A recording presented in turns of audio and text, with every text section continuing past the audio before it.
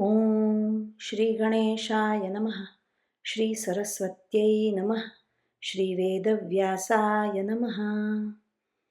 नारायणं नमस्कृत्य नरं चैव नरोत्तमं देवीं सरस्वतीं व्यासं ततो जयमुदीरयेत्। अष्टचत्वारिंशदधिकशततमोऽध्यायः। अर्जुन का कर्ण को फटकारना और वृषसेन के वध की प्रतिज्ञा करना। श्री कृष्ण का अर्जुन को बधाई देकर उन्हें रणभूमि का भयानक दृश्य दिखाते हुए युधिष्ठिर के पास ले जाना। धृतराष्ट्र उवाच। धृतराष्ट्र ने पूछा, संजय, जब पांडव पक्ष के और मेरे शूरवीर सैनिक पूर्वोक्त रूप से युद्ध के लिए उद्यत हो गए, तब भीमसेन ने क्या किया, यह मुझे बताओ। संजय उवाच। संजय ने कहा, राजन, रथहीन भीमसेन कर्ण के वाग बाणों से पीड़ित हो अमर्ष के वशीभूत हो गए थे। वे अर्जुन से इस प्रकार बोले, धनंजय, कर्ण ने तुम्हारे सामने ही मुझसे बारंबार कहा है कि अरे तू निमुछिया, मूर्ख, पेटू, अस्त्र विद्या को न जानने वाला बालक और संग्राम भीरु है, अतः युद्ध न कर। भारत जो ऐसा कह दे वह मेरा वध्य होता है, उसने मुझे ऐसा कह दिया। महाबाहु कुंती कुमार, ऐसा कहने वाले के वध की यह प्रतिज्ञा मैंने तुम्हारे साथ ही की थी। यह कर्ण का वध जैसे मेरा कार्य है वैसे ही तुम्हारा भी है, इसमें संशय नहीं है। नरश्रेष्ठ, कर्ण के वध के लिए तुम मेरे इस कथन पर भी ध्यान दो। धनंजय, जैसे भी मेरी वह प्रतिज्ञा सत्य हो सके वैसा प्रयत्न करो।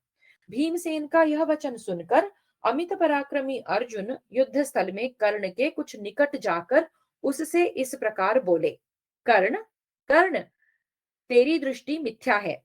सूत पुत्र, तू स्वयं ही अपनी प्रशंसा करता है। अधर्म बुद्धे, मैं इस समय तुझसे जो कुछ कहता हूं उसे सुन। राधानंदन, युद्ध में शूरवीरों के दो प्रकार के कर्म परिणाम देखे जाते हैं, जय और पराजय। यदि इंद्र भी युद्ध करें तो उनके लिए भी वे दोनों परिणाम अनिश्चित हैं, अर्थात यह निश्चित नहीं कि कब किसकी विजय होगी और कब किसकी पराजय। ओ निर्लज्ज कर्ण, तू बार बार युद्ध छोड़कर भाग जाता है, तो भी तुझ भागते हुए के प्रति भीमसेन ने कोई कटु वचन नहीं कहा। भीमसेन के इस महात्म्य को और उनके उत्तम कुल में जन्म लेने के कारण प्राप्त हुए अच्छे शील स्वभाव को प्रत्यक्ष देख ले। सूतपुत्र, फिर तूने भी पुनः युद्ध करने वाले एक ही बार दैवेच्छा से पांडुपुत्र वीरवर भीमसेन को रथहीन किया है। राधा पुत्र, तूने भीम को कटु वचन सुनाकर अपने कुल के अनुरूप कार्य किया है। नरश्रेष्ठ, इस समय जो संकट तेरे सामने प्रस्तुत है उसे तू नहीं जानता है। जैसे सियार जंगली व्याघ्र आदि जंतुओं की अवहेलना करे, उसी प्रकार तू भी क्षत्रिय समाज का अपमान कर रहा है। संग्राम भीमसेन का तो पौत्रिक कर्म है और तेरा काम तो कुल के अनुरूप रथ हाँकना है। राधा पुत्र, मैं इस युद्ध के मुहाने पर संपूर्ण शस्त्रधारी योद्धाओं के बीच में तुझसे कहे देता हूं, तू अपने सारे कार्य सब प्रकार से पूर्ण कर ले। संग्राम में इंद्र को भी एकानातः सिद्धि नहीं प्राप्त होती। सात्विकी ने तुझे रथहीन करके मृत्यु के निकट पहुंचा दिया था। तेरी सारी इंद्रियां व्याकुल हो उठी थी, तो भी तू मेरा वध्य है यह जानकर उन्होंने तुझे जीत कर भी जीवित छोड़ दिया। परंतु तूने रणभूमि में युद्ध परायण महाबली भीमसेन को दैवेच्छा से किसी प्रकार रथहीन करके जो उनके प्रति कठोर बातें कही थी, यह तेरा महान अधर्म है। नीच मनुष्य वैसा कार्य करते हैं। नरश्रेष्ठ शूरवीर सज्जन शत्रु को जीत कर बढ़ बढ़कर बातें नहीं बनाते, किसी को कटु वचन नहीं कहते और न किसी की निंदा ही करते हैं। सूतपुत्र, तेरी बुद्धि बहुत ओछी है, इसीलिए तू चपलतावश बिना जांचे बूझे बहुत सी न सुनने योग्य असंबद्ध बातें बक जाया करता है। तूने युद्ध में संलग्न श्रेष्ठ व्रत के पालन में तत्पर पराक्रमी और शूरवीर भीमसेन के प्रति जो अप्रिय वचन कहा है, तेरा यह कथन ठीक नहीं है। सारी सेनाओं के देखते देखते मेरे और श्री कृष्ण के सामने युद्ध स्थल में भीमसेन ने तुझे अनेक बार रथहीन कर दिया है, परंतु उन पांडुनंदन भीम ने तुझसे कोई कटु वचन नहीं कहा।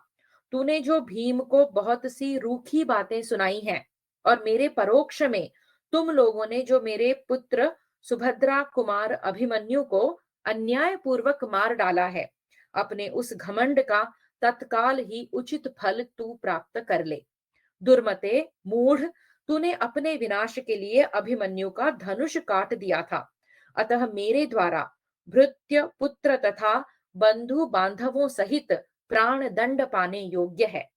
तू अपने सारे कर्तव्य पूर्ण कर ले। तुझे भारी भय आ पहुंचा है। मैं युद्ध स्थल में तेरे देखते देखते तेरे पुत्र वृषसेन को मार डालूंगा।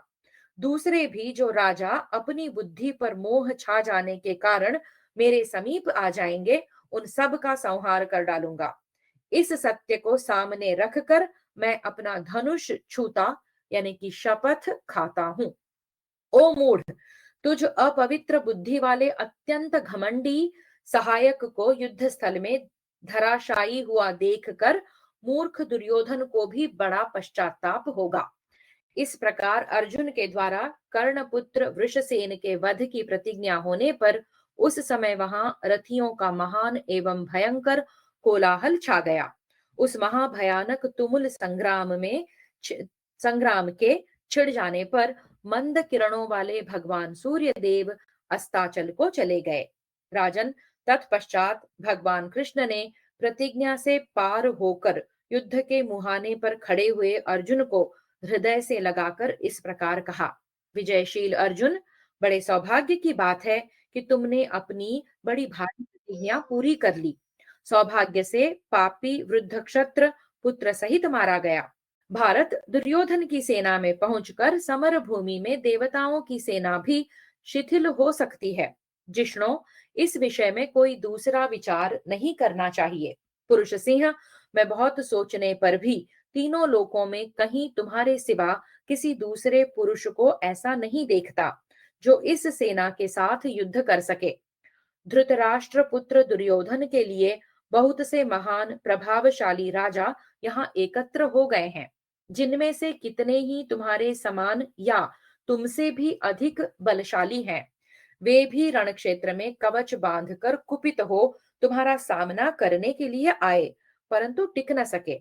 तुम्हारा बल और पराक्रम रुद्र, इंद्र तथा यमराज के समान है।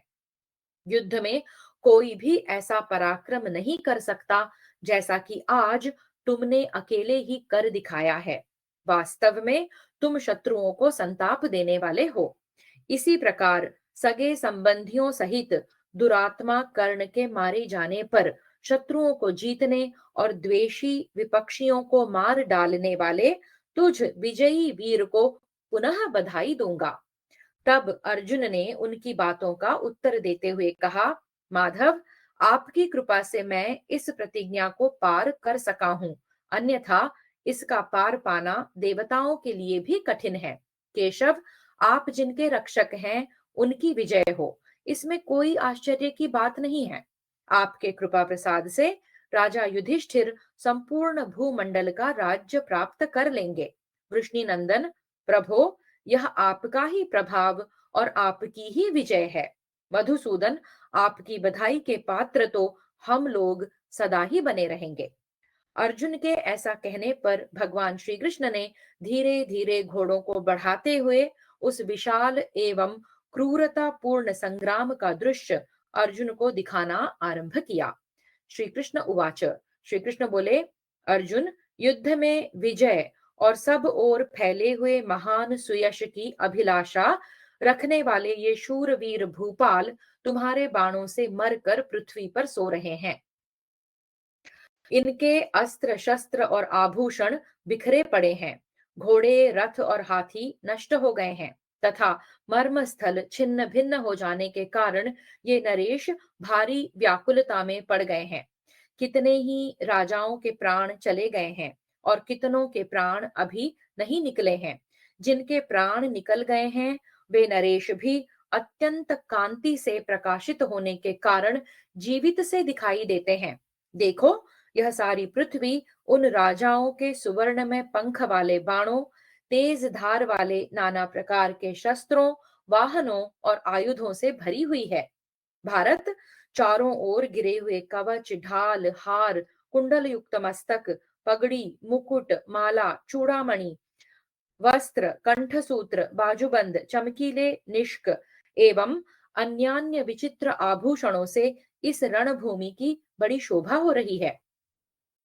बहुत से अनुकर्ष, उपासंग, पताका, ध्वज, सजावट की सामग्री, बैठक, ईशादंड, बंधन रज्जू, टूटे फूटे पहिए, विचित्र धुरे, नाना प्रकार के जुए, जोत, लगाम, धनुष बाण, हाथी की रंगीन झूल, हाथी के पीठ पर बिछाए जाने वाले गलीचे, परिघ, अंकुश, शक्ति, भिंदीपाल, तरकश, शूल, फरसे, प्रास, तोमर, कुंत, डंडे, शतघ्नी, भुशुंडी, खड्ग, परशु, मूसल, मदगर, गदा, कुणप, सोने के चाबुक, गजराजों के घंटे, नाना प्रकार के हौदे और जीन, माला, भांति भांति के अलंकार तथा बहुमूल्य वस्त्र रणभूमि में सब ओर बिखरे पड़े हैं। भरत श्रेष्ठ, इनके द्वारा यह भूमि नक्षत्रों द्वारा शरद ऋतु के आकाश की भांति सुशोभित हो रही है। इस पृथ्वी के राज्य के लिए मारे गए ये पृथ्वीपति अपने संपूर्ण अंगों द्वारा प्यारी प्राण वल्लभा के समान इस भूमि का आलिंगन करके इस पर सो रहे हैं।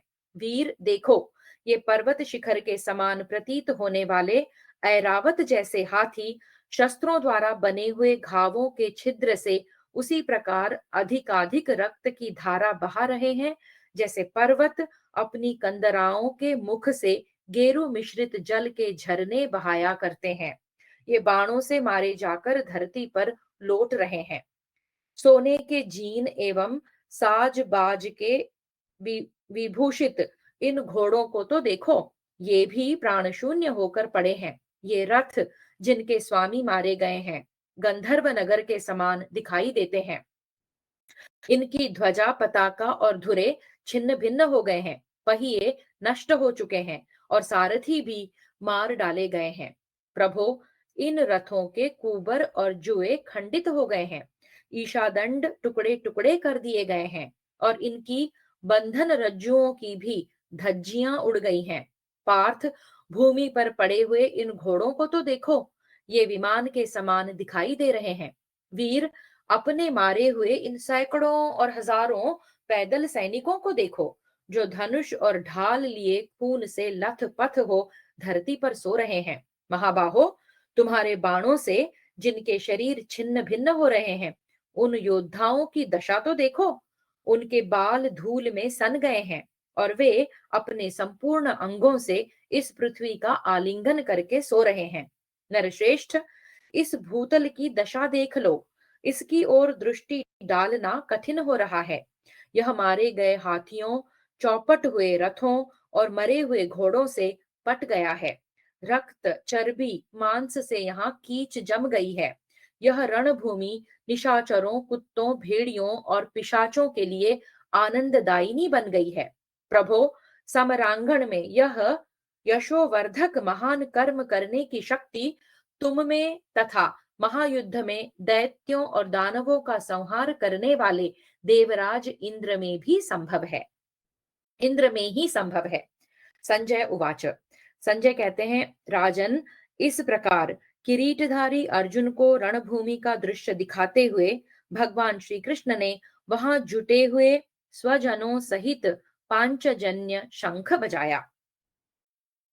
शत्रुसूदन, भगवान श्री कृष्ण ने अर्जुन को इस प्रकार रणभूमि का दृश्य दिखाते हुए अनायास ही अजात शत्रु पांडुनंदन युधिष्ठिर के पास पहुंचकर उनसे यह निवेदन किया कि जयद्रथ मारा गया। इस प्रकार श्री महाभारत द्रोण पर्व के अंतर्गत जयद्रथ वध पर्व में 148वां अध्याय पूरा हुआ। एकोनपंचाशदधिकशततमोऽध्यायः। श्री कृष्ण का युधिष्ठिर से विजय का समाचार सुनाना और युधिष्ठिर द्वारा श्री कृष्ण की स्तुति तथा अर्जुन, भीम एवं सात्यकी का अभिनंदन। संजय उवाच।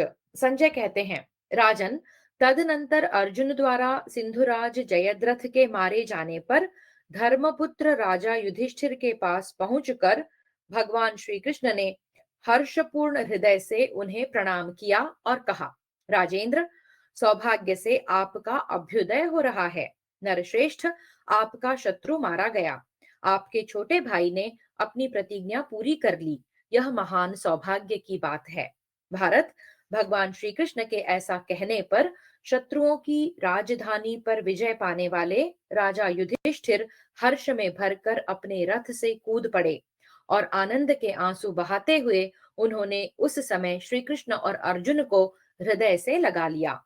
फिर उनके कमल के समान कांतिमान सुंदर मुख पर हाथ फेरते हुए वे वसुदेव नंदन श्री कृष्ण और पांडुपुत्र अर्जुन से इस प्रकार बोले, कमल नयन कृष्ण, जैसे तैरने की इच्छा वाला पुरुष समुद्र का पार नहीं पाता, उसी प्रकार आपके मुख से यह प्रिय समाचार सुनकर मेरे हर्ष की सीमा नहीं हो रही है। बुद्धिमान अर्जुन ने यह अत्यंत अद्भुत पराक्रम किया है। आज सौभाग्यवश संग्राम भूमि में मैं आप दोनों महारथियों को प्रतिज्ञा के भार से मुक्त हुआ देखता हूँ। यह बड़े हर्ष की बात है कि पापी निराधम सिंधुराज जयद्रथ मारा गया। श्री कृष्ण गोविंद, सौभाग्यवश आपके द्वारा सुरक्षित हुए अर्जुन ने पापी जयद्रथ को मारकर मुझे महान हर्ष प्रदान किया है। परंतु जिनके आप आश्रय हैं, उन हम लोगों के लिए विजय और सौभाग्य की प्राप्ति अत्यंत अद्भुत बात नहीं है।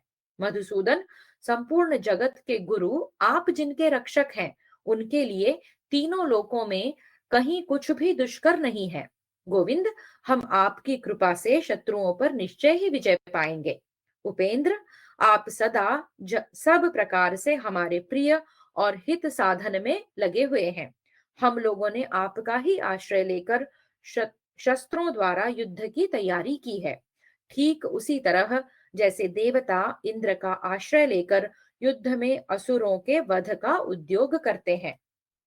जनार्दन, आपकी ही बुद्धि, बल और पराक्रम से इस अर्जुन ने यह देवताओं के लिए भी असंभव कर्म कर दिखाया है। श्री कृष्ण, बाल्यावस्था से ही आपने जो बहुत से अलौकिक, दिव्य एवं महान कर्म किए हैं, उन्हें जब से मैंने सुना है, तभी से यह निश्चित रूप से जान लिया है कि मेरे शत्रु मारे गए और मैंने भूमंडल का राज्य प्राप्त कर लिया। शत्रुसूदन, आपकी कृपा से प्राप्त हुए पराक्रम द्वारा इंद्र सहस्रों दैत्यों का संहार करके देवराज के पद पर प्रतिष्ठित हुए हैं। वीर ऋषिकेश, आपके ही प्रसाद से यह स्थावर जंगम रूप जगत अपनी मर्यादा में स्थित रहकर जप और होम आदि सत्कर्मों में संलग्न होता है।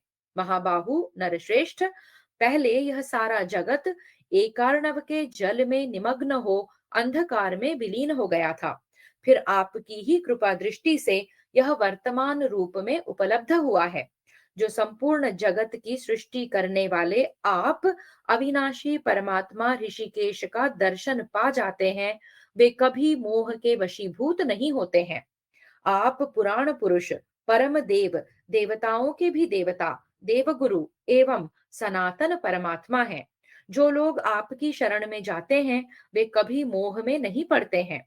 ऋषिकेश, आप आदि अंत से रहित विश्व विधाता और अविकारी देवता हैं। जो आपके भक्त हैं, वे बड़े बड़े संकटों से पार हो जाते हैं। आप परम पुरातन पुरुष हैं, पर से भी पर हैं। आप परमेश्वर की शरण लेने वाले पुरुष को परम ऐश्वर्य की प्राप्ति होती है। चारों वेद जिनके यश का गान करते हैं, जो संपूर्ण वेदों में गाए जाते हैं, उस महात्मा श्री कृष्ण की शरण लेकर मैं सर्वोत्तम ऐश्वर्य यानी कि कल्याण प्राप्त करूंगा। पुरुषोत्तम, आप परमेश्वर हैं, पशु पक्षी तथा मनुष्यों के भी ईश्वर हैं। परमेश्वर कहे जाने वाले इंद्रादि लोकपालों के भी स्वामी हैं। सर्वेश्वर जो सबके ईश्वर हैं, उनके भी आप ही ईश्वर हैं। आपको नमस्कार है। विशाल नेत्रों वाले माधव, आप ईश्वरों के भी ईश्वर और शासक हैं। प्रभो, आपका अभ्युदय हो। सर्वात्मन, आप ही सबके उत्पत्ति और प्रलय के कारण हैं। जो अर्जुन के मित्र, अर्जुन के हितैषी और अर्जुन के रक्षक हैं, उन भगवान श्री कृष्ण की शरण लेकर मनुष्य सुखी होता है। निष्पाप श्री कृष्ण प्राचीन काल के महर्षि मार्कंडेय आपके चरित्र को जानते हैं। उन मुनि श्रेष्ठ ने पहले वनवास के समय आपके प्रभाव और महात्म्य का मुझसे वर्णन किया था। असित देवल महातपस्वी नारद तथा मेरे पितामह व्यास ने आपको ही सर्वोत्तम विधि बताया है।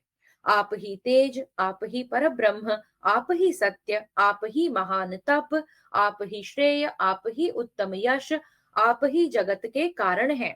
आपने ही इस संपूर्ण स्थावर जंगम जगत की सृष्टि की है और प्रलय काल आने पर यह पुनः आप ही में लीन हो जाता है।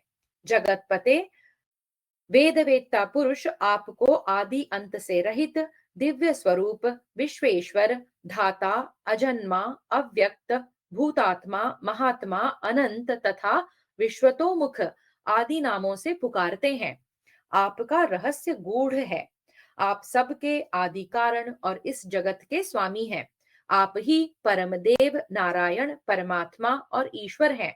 ज्ञान स्वरूप श्री हरि तथा मुमुक्षुओं के परम आश्रय भगवान विष्णु भी आप ही हैं। आपके यथार्थ स्वरूप को देवता भी नहीं जानते हैं। आप ही परम पुराण पुरुष तथा पुराणों से भी परे हैं। आपके ऐसे ऐसे गुणों तथा भूत, वर्तमान एवं भविष्य काल में होने वाले कर्मों की गणना करने वाला इस भूलोक में या स्वर्ग में भी कोई नहीं है।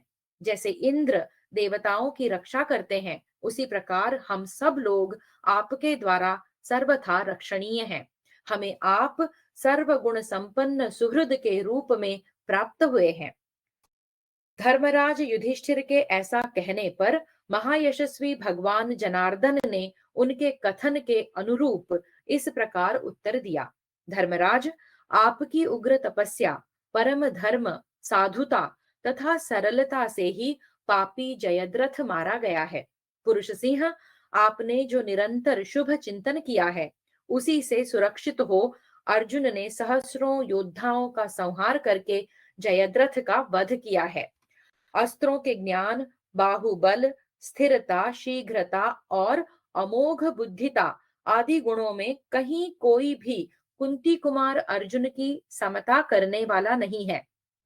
भरत श्रेष्ठ, इसीलिए आज आपके इस छोटे भाई अर्जुन ने संग्राम में शत्रु सेना का संहार करके सिंधुराज का सिर काट लिया है।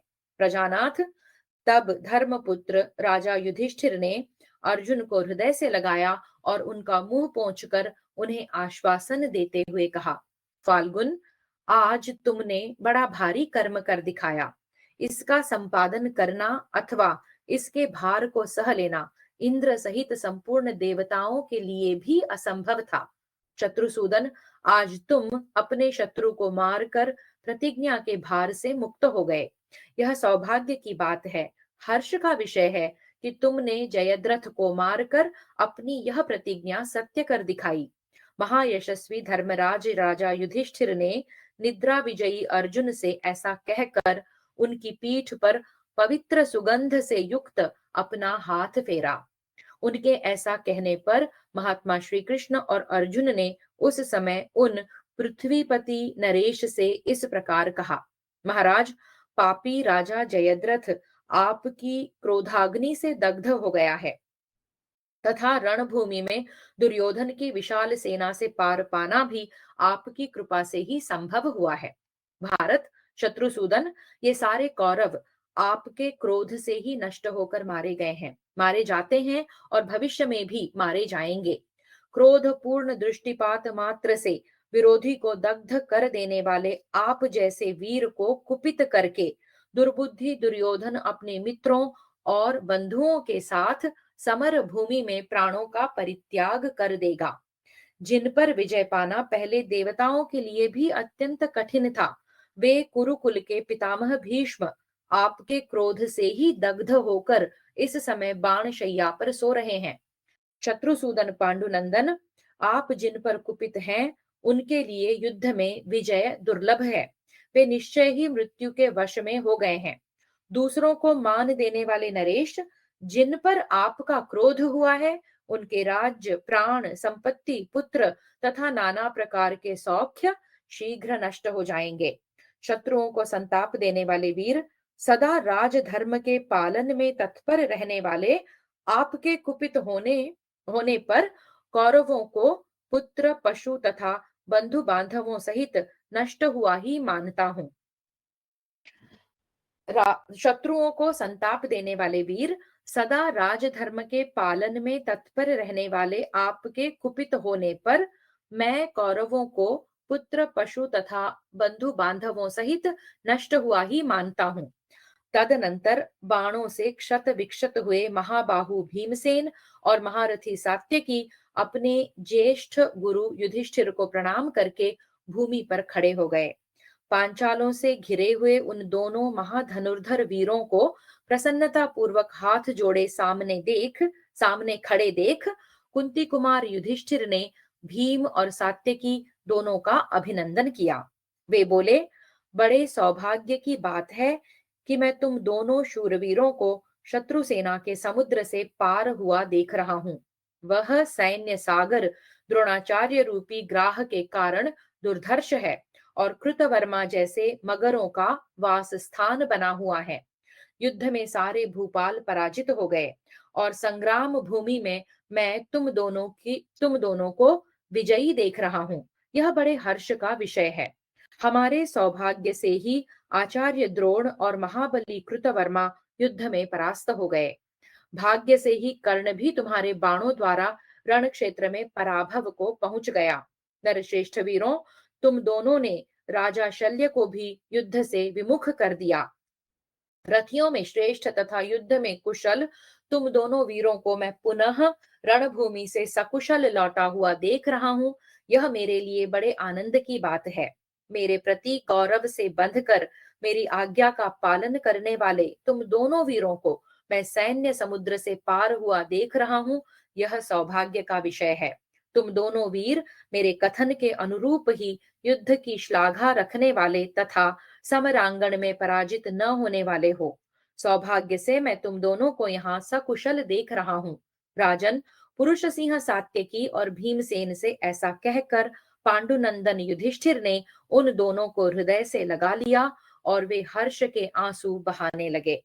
प्रजानाथ, तदनंतर पांडवों की सारी सेना ने युद्ध स्थल में प्रसन्न एवं उत्साहित होकर संग्राम में ही मन लगाया। इस प्रकार श्री महाभारत द्रोण पर्व के अंतर्गत जयद्रथ वध पर्व में युधिष्ठिर का हर्ष विषयक 149वां अध्याय पूरा हुआ। पञ्चाशदधिकशततमोऽध्यायः। व्याकुल हुए दुर्योधन का खेद प्रकट करते हुए द्रोणाचार्य को उपालंभ देना। संजय उवाच। संजय कहते हैं, राजन, सिंधुराज जयद्रथ के मारे जाने पर आपका पुत्र दुर्योधन बहुत ही दुखी हो गया। उसके मुंह पर आंसुओं की धारा बहने लगी। शत्रुओं को जीतने का उसका सारा उत्साह जाता रहा। जिसके दांत तोड़ दिए गए हैं, उस दुष्ट सर्प के समान वह मन ही मन दुखी हो लंबी सांस खींचने लगा। संपूर्ण जगत का अपराध करने वाले आपके पुत्र को बड़ी पीड़ा हुई। युद्ध स्थल में अर्जुन, भीमसेन और सात्यकी के द्वारा अपनी सेना का अत्यंत घोर संहार हुआ देखकर वह दीन, दुर्बल और कांतिहीन हो गया। उसके नेत्रों में आंसू भर आए। माननीय नरेश, उसे यह निश्चय हो गया कि इस भूतल पर अर्जुन के समान कोई दूसरा योद्धा नहीं है। समरांगण में कुपित हुए अर्जुन के सामने न द्रोण, न कर्ण, न अश्वत्थामा और न कृपाचार्य ही ठहर सकते हैं। वह सोचने लगा कि आज के युद्ध में अर्जुन ने हमारे सभी महारथियों को जीतकर सिंधुराज का वध कर डाला। किंतु कोई भी उन्हें समरांगण में रोक न सका। कौरवों की यह विशाल सेना अब सर्वथा नष्ट प्राय ही है। साक्षात देवराज इंद्र भी इसकी रक्षा नहीं कर सकते। जिसका भरोसा करके मैंने युद्ध के लिए शस्त्र संग्रह की चेष्टा की, वह कर्ण भी युद्ध स्थल में परास्त हो गया और जयद्रथ भी मारा ही गया। जिसके पराक्रम का आश्रय लेकर मैंने संधि की याचना करने वाले श्री कृष्ण को तिनके के समान समझा था, वह कर्ण युद्ध में पराजित हो गया। राजन भरत श्रेष्ठ, संपूर्ण जगत का अपराध करने वाला आपका पुत्र जब इस प्रकार सोचते सोचते मन ही मन बहुत खिन्न हो गया, तब आचार्य द्रोण का दर्शन करने के लिए उनके पास गया। तदनंतर वहां उसने कौरवों के महान संहार का वह सारा समाचार कहा और यह भी बताया कि शत्रु विजयी हो रहे हैं और महाराज धृतराष्ट्र के सभी पुत्र विपत्ति के समुद्र में डूब रहे हैं। दुर्योधन उवाच। दुर्योधन बोला, आचार्य, जिनके मस्तक पर विधि पूर्वक राज्याभिषेक किया गया था, उन राजाओं का यह महान संहार देखिए। मेरे शूरवीर पितामह भीष्म से लेकर अब तक कितने ही नरेश मारे गए। व्याधों जैसा बर्ताव करने वाला यह शिखंडी भीष्म को मारकर मन ही मन उत्साह से भरा हुआ है और समस्त पांचाल सैनिकों के साथ सेना के मुहाने पर खड़ा है। सव्यसाची अर्जुन ने मेरी 7 अक्षौहिणी सेनाओं का संहार करके आपके दूसरे दुर्धर्ष शिष्य राजा जयद्रथ को भी मार डाला है। मुझे विजय दिलाने की इच्छा रखने वाले मेरे जो जो उपकारी सुहृद युद्ध में प्राण देकर यमलोक में जा पहुंचे हैं, उनका ऋण मैं कैसे चुका सकूंगा। जो भूमिपाल मेरे लिए इस भूमि को जीतना चाहते थे, वे स्वयं भूमंडल का ऐश्वर्य त्याग कर भूमि पर सो रहे हैं। मैं कायर हूं, अपने मित्रों का ऐसा संहार कराकर हजारों अश्वमेध यज्ञों से भी अपने को पवित्र नहीं कर सकता। हाय, मुझ लोभी तथा धर्मनाशक पापी के लिए युद्ध के द्वारा विजय चाहने वाले मेरे मित्रगण यमलोक चले गए। मुझ आचार भ्रष्ट और मित्रद्रोही के लिए राजाओं के समाज में यह पृथ्वी फट क्यों नहीं जाती, जिससे मैं उसी में समा जाऊं। मेरे पितामह भीष्म राजाओं के बीच युद्ध स्थल में मारे गए और अब खून से लथपथ होकर बाणशैया पर पड़े हैं, परंतु मैं उनकी रक्षा न कर सका। ये परलोक विजयी दुर्धर्ष वीर भीष्म, यदि मैं उनके पास जाऊं तो मुझ नीच मित्रद्रोही तथा पापात्मा पुरुष से क्या कहेंगे। आचार्य, देखिए तो सही, मेरे लिए प्राणों का मोह छोड़कर राज्य दिलाने को उद्यत हुए महाधनुर्धर शूरवीर महारथी जलसंध को सात्यकी ने मार डाला। काम्बोजराज अलम्बुश तथा अन्यान्य बहुत से सुहृदों को मारा गया देखकर भी अब मेरे जीवित रहने का क्या प्रयोजन है। शत्रुओं के संताप देने वाले आचार्य, जो युद्ध से विमुख न होने वाले शूरवीर सुहृद मेरे लिए जूझते और मेरे शत्रुओं को जीतने के लिए यथाशक्ति पूरी चेष्टा करते हुए मारे गए हैं, उनका अपनी शक्ति भर ऋण उतार कर आज मैं यमुना के जल से उन सभी का तर्पण करूंगा। समस्त शस्त्रधारियों में श्रेष्ठ गुरुदेव, आज मैं अपने यज्ञ यागादि तथा कुआं बावली बनवाने आदि शुभ कर्मों की, पराक्रम की तथा पुत्रों की शपथ खाकर आपके सामने सच्ची प्रतिज्ञा करता हूं कि अब मैं पांडवों के सहित समस्त पांचालों को युद्ध में मार कर ही शांति पाऊंगा, अथवा मेरे वे सुहृद युद्ध में मरकर जिन लोकों में गए हैं उसी में मैं भी चला जाऊंगा।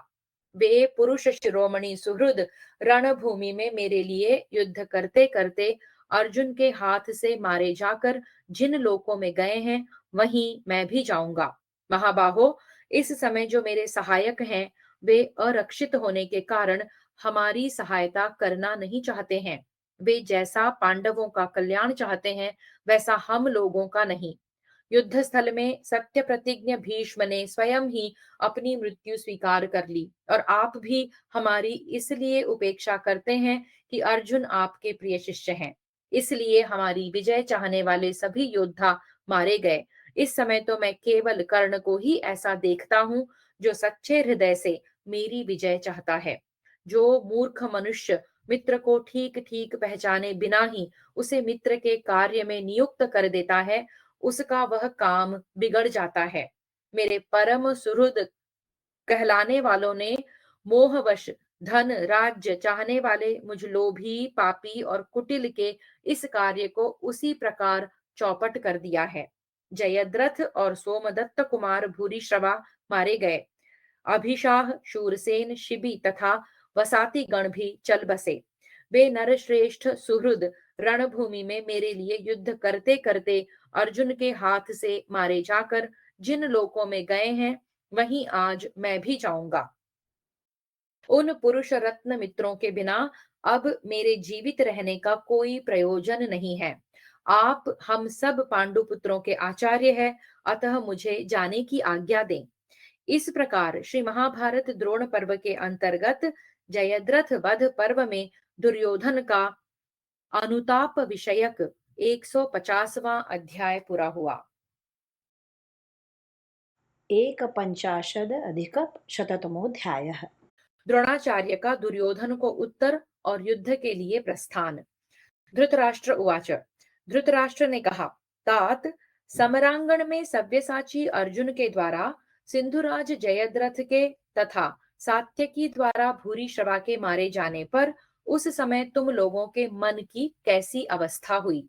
संजय, दुर्योधन ने जब कौरव सभा में द्रोणाचार्य से वैसी बातें कही, तब उन्होंने उसे क्या उत्तर दिया, यह मुझे बताओ। संजय उवाच।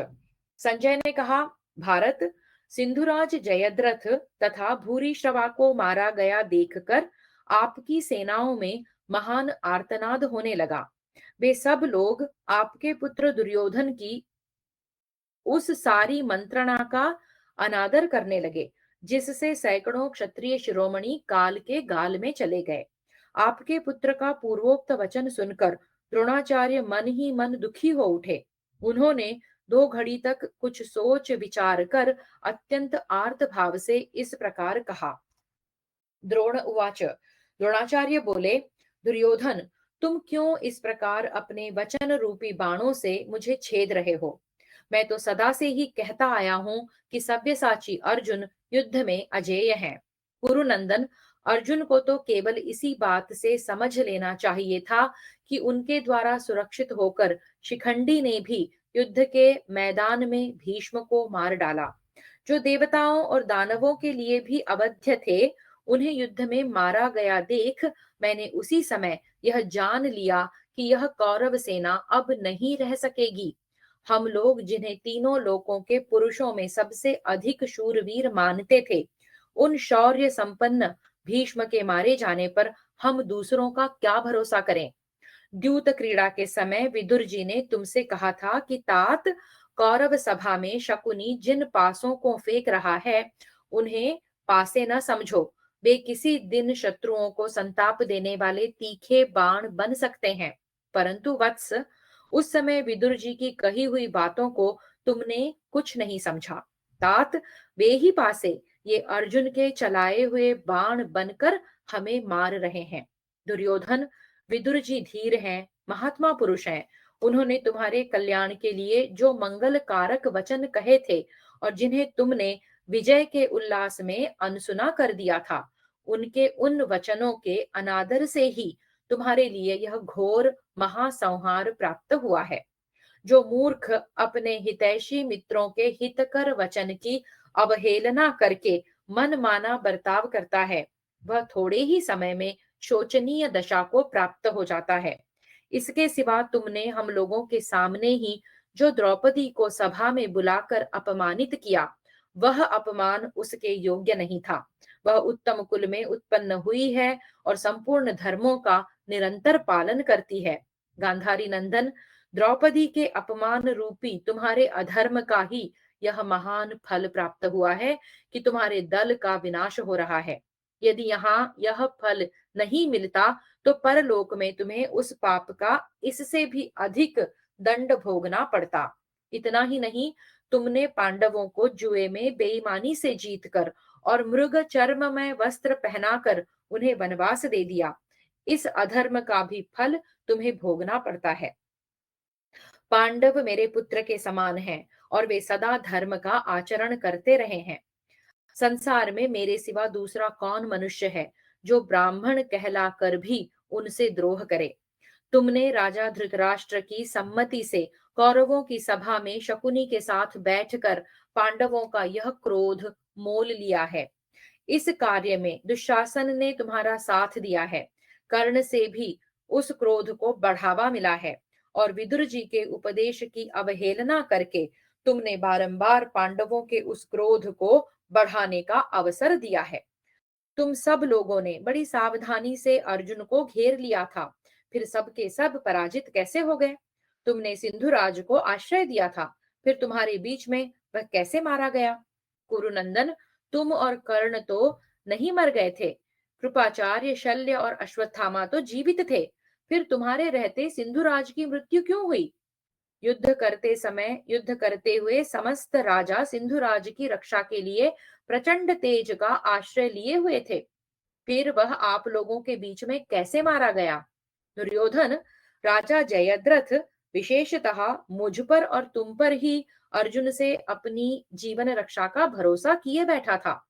तो भी जब अर्जुन से उसकी रक्षा न की जा सकी, तब मुझे अब अपने जीवन की रक्षा के लिए भी कोई स्थान दिखाई नहीं देता। मैं धृष्टद्युम्न और शिखंडी सहित समस्त पांचालों का वध न करके अपने आप को धृष्टद्युम्न के पापपूर्ण संकल्प में डूबता सा देख रहा हूँ। भारत, ऐसी दशा में तुम स्वयं सिंधुराज की रक्षा में असमर्थ होकर मुझे अपने बागबाणों से क्यों छेद रहे हो? मैं तो स्वयं ही संतप्त हो रहा हूँ। अनायस ही महान कर्म करने वाले सत्य प्रतिज्ञ भीष्म के सुवर्ण में ध्वज को अब युद्ध स्थल में फहराता न देख कर भी तुम विजय की आशा कैसे करते हो? जहां बड़े बड़े महारथियों के बीच सिंधुराज, जयद्रथ और भूरिश्रवा मारे गए, वहां तुम किसके बचने की आशा करते हो? पृथ्वीपते, दुर्धर्ष वीर कृपाचार्य यदि जीवित हैं, यदि सिंधुराज के पथ पर नहीं गए हैं, तो मैं उनके बल और सौभाग्य की प्रशंसा करता हूँ।